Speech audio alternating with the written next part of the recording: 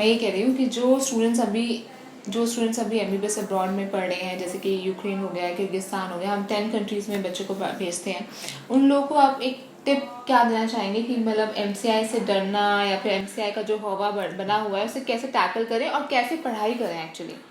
देखो, पहली बात तो जो आपके सीनियर्स बोल रहे हैं वो खुद इतने कैलिबर नहीं है कर पाए, तो वो लोगों को डरा रहे हैं कि कोई भी ना कर पाए।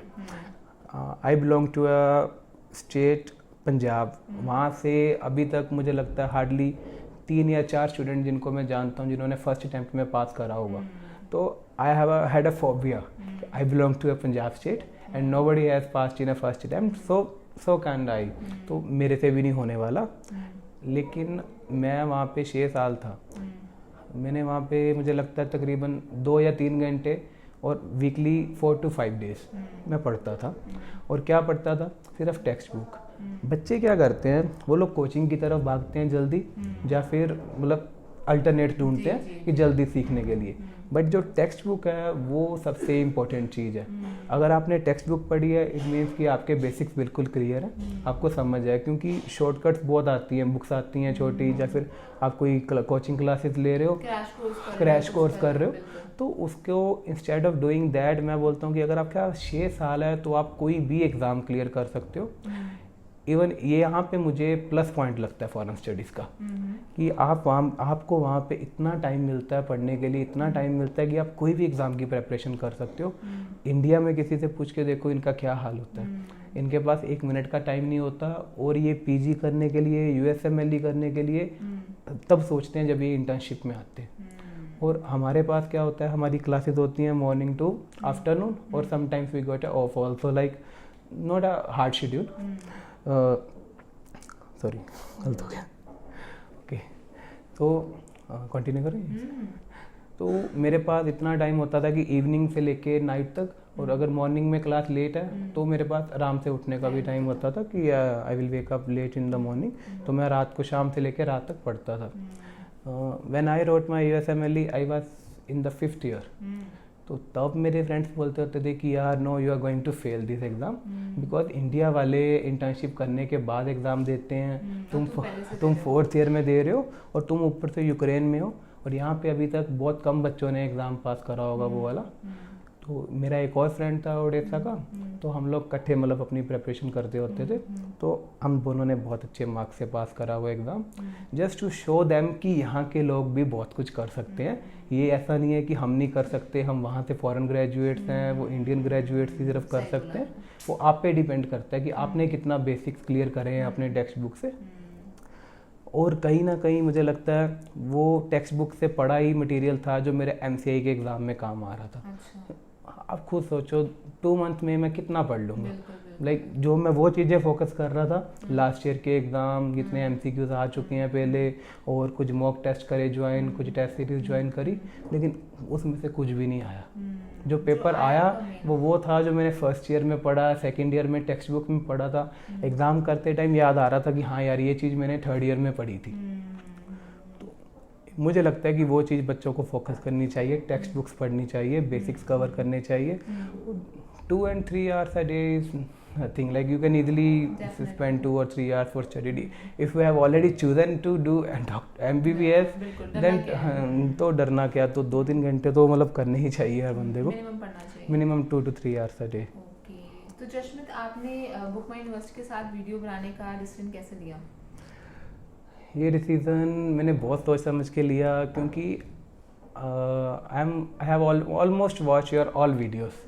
तो जो सच आपकी वीडियोस में आता है वो मुझे नहीं लगता कि किसी और वीडियोस में आता है। कि आप सब डिस्कस करते हो कि अब्रॉड स्टडीज़ में ना जाने के फ़ायदे क्या हैं और जाने का क्या है।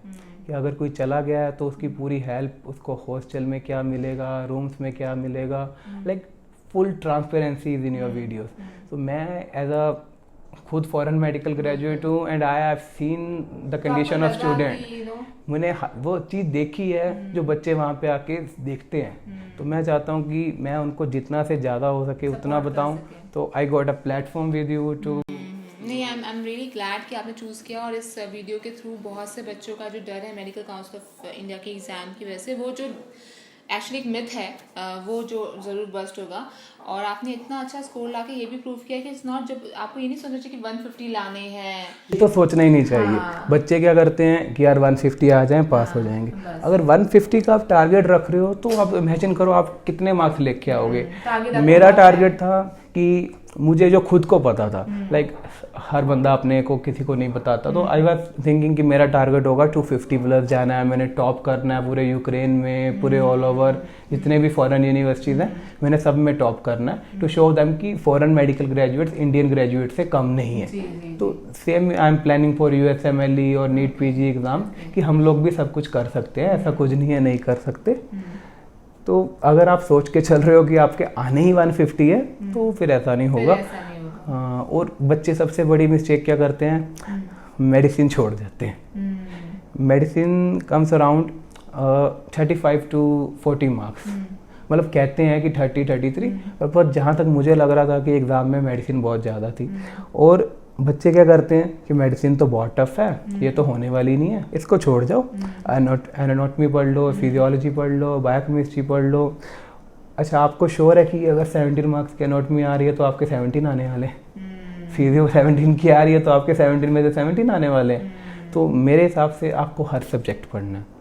अगर आप डॉक्टर हो तो डॉक्टर में ऐसा नहीं चलेगा ना कि 19 में से 10 सब्जेक्ट पढ़ लो और 9 छोड़ दो, मुझे नहीं जानने वो सब्जेक्ट। तो अगर आप चूज़ ही कर ली है MBBS और एग्ज़ाम पास करना ही है, इवन कि एनेस्थीसिया, रेडियो, ऑर्थो, डर्मा और साइक, ये 5 सब्जेक्ट कोई बच्चा नहीं पढ़ के जाता है एग्ज़ाम में, because each one counts around 5 marks. So together 5 subject make 20 to 25 marks. और एग्ज़ाम में भी ऐसा ही था। मुझे एनेस्थीसिया का एक क्वेश्चन नहीं दिख रहा था,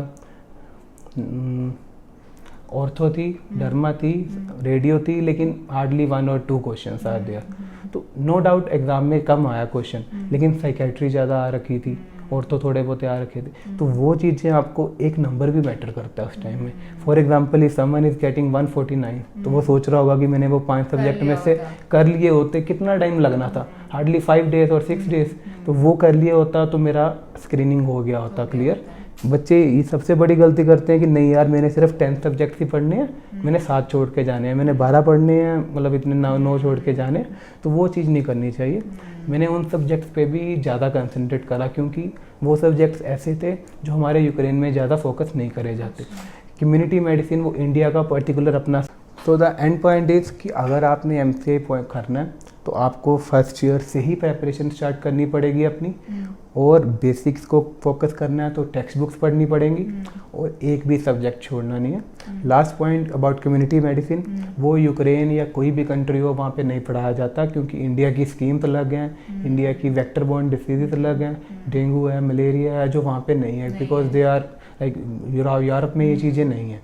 तो आपको कम्युनिटी मेडिसिन अलग से पढ़नी है। तो अगर आप यहाँ पे आके पढ़ सकते हैं, either you can come and study here or you can take coaching classes from there only, or if you want you can buy a park book from community medicine, you can study that book also।